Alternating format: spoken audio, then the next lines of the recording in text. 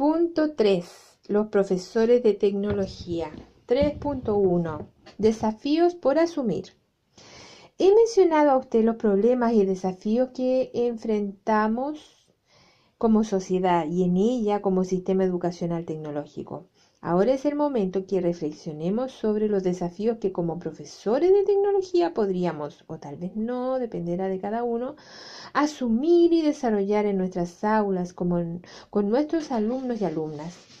No se trata de un listado de consejos que usted tiene que aprender de memoria para dar el próximo examen, sino de un conjunto de reflexiones y dudas relacionadas con la mejor manera posible para cumplir con nuestra labor pedagógica. Esté usted o no de acuerdo con ellas, lo importante es que mantenga un espíritu abierto y deseoso de dar miradas diferentes a lo habitual. Primer desafío, aprender a movernos en un futuro incierto. La idea del futuro predecible y alcanzable siempre que pudiésemos unir voluntades ha sobrevivido durante siglos entre nosotros. Es la idea del determinismo. Quien mejor describió esta situación fue Pierre-Simon de Laplace, 1749-1827, matemático francés, quien expresó, comillas, debemos considerar el estado presente del universo como el efecto de su estado anterior y como origen de su estado futuro.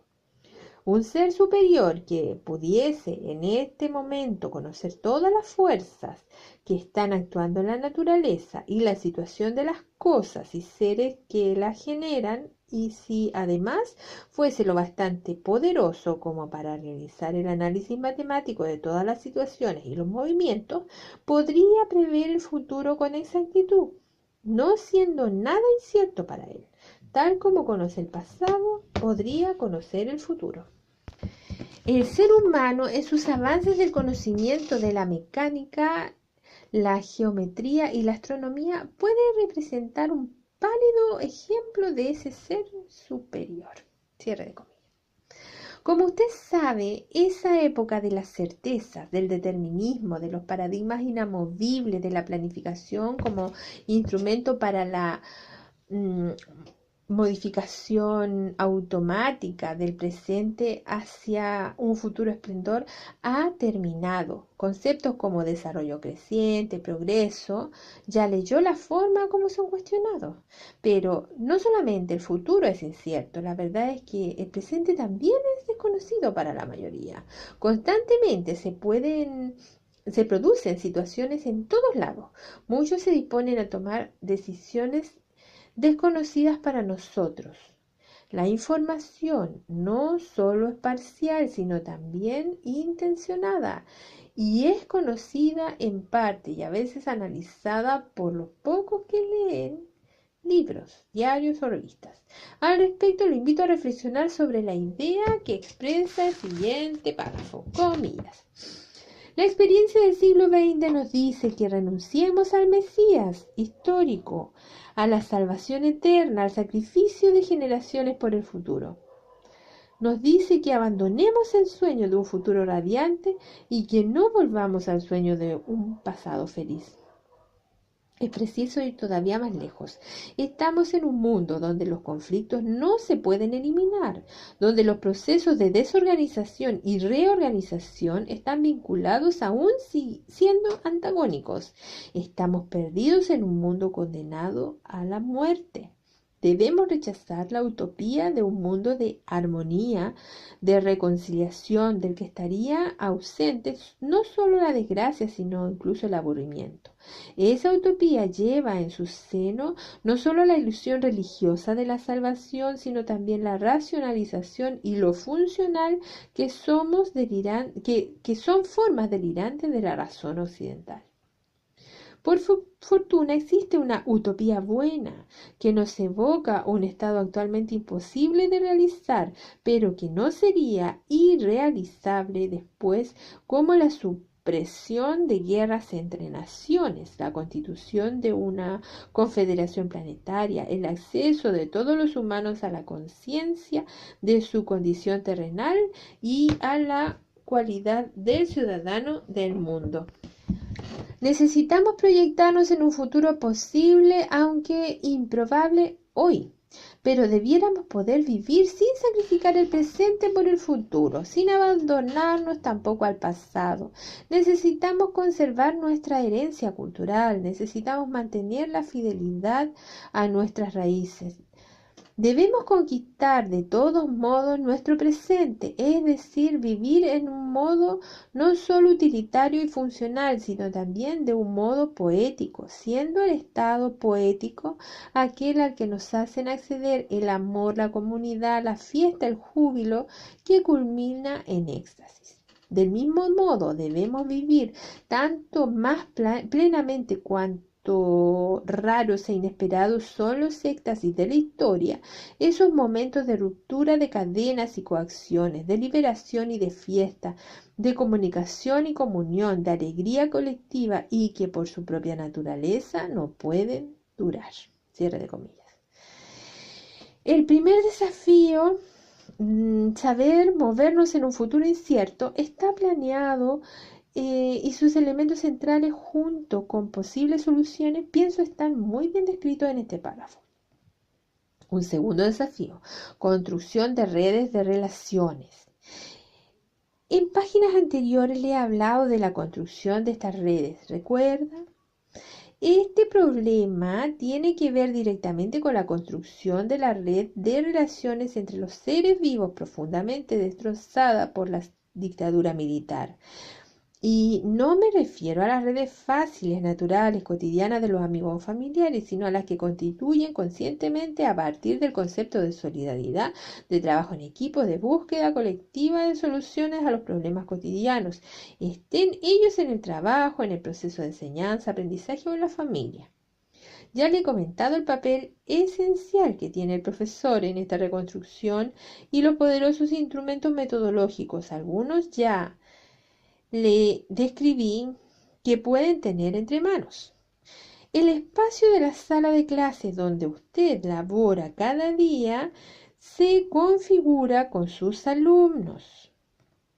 Pero usted siempre es el generador de ese mundo que es mucho más fluido, flexible o práctico de lo que usted imagina, porque las personas que están interactuando con usted, sus alumnos, no son independientes de usted o de lo que hace, aunque sí son seres autónomos.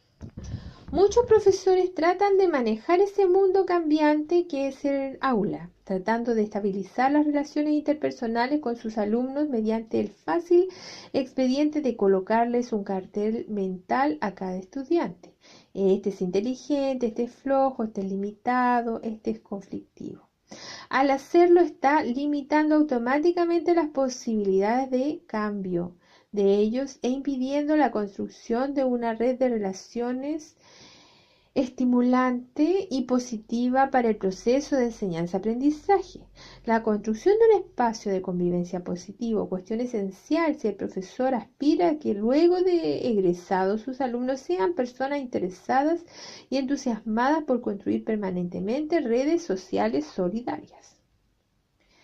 Cada vez que usted crea un espacio de convivencia y reflexión sobre sus posibilidades, va a surgir algo nuevo y estimulante. En este sentido, quisiera que nunca olvidara que todo quehacer se aprende en la realización de ese quehacer.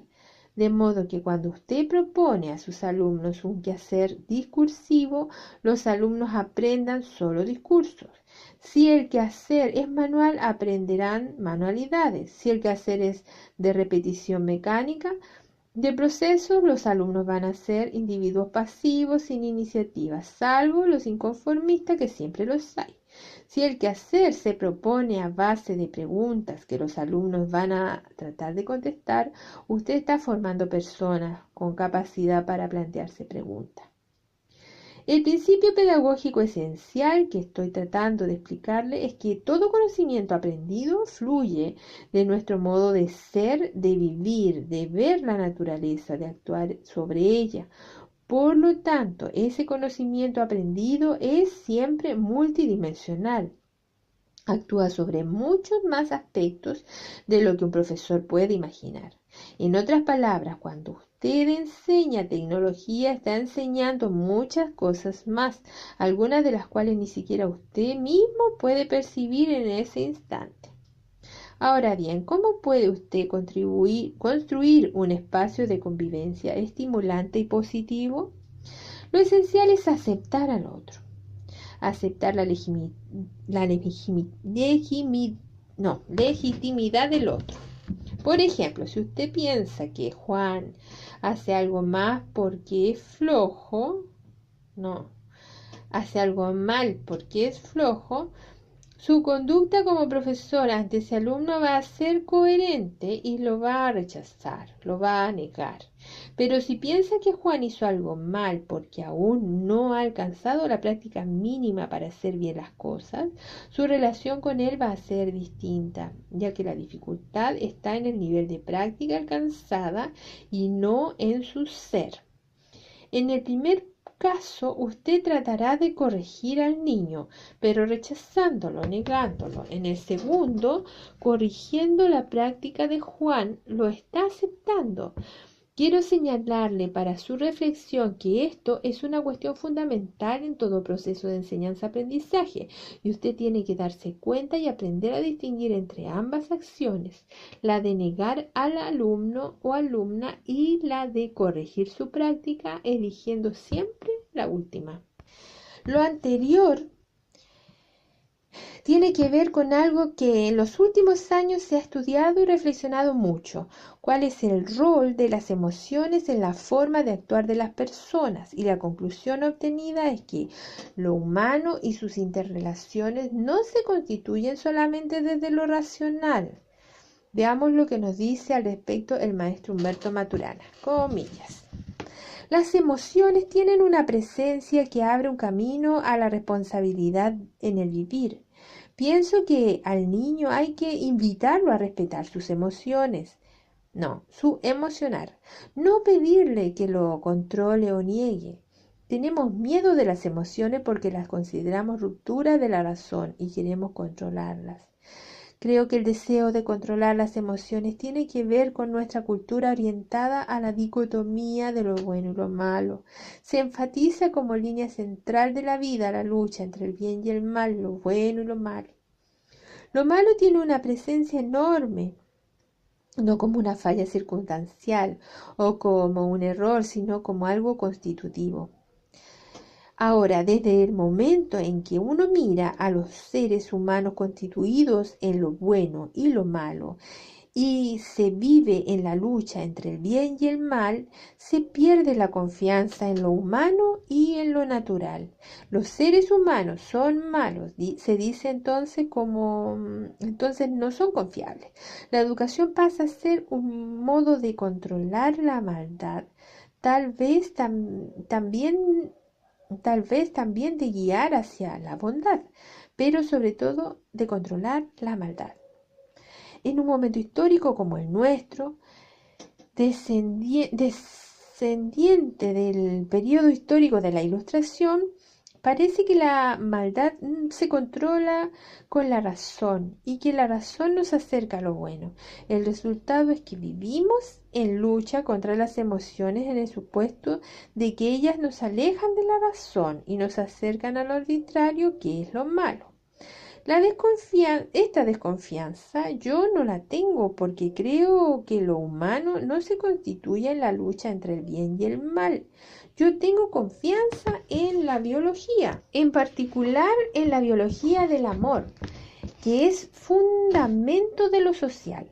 Las relaciones humanas se ordenan desde la emoción y no desde la razón, aunque la razón da forma al hacer que el emocionar decide.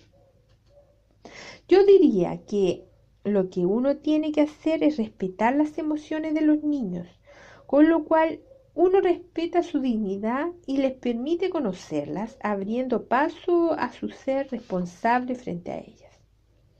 En nuestra cultura patriarcal occidental creemos que las relaciones humanas deben controlarse porque vivimos en la mentira de la apariencia y no en el respeto por nosotros mismos y por el otro, que constituye lo social.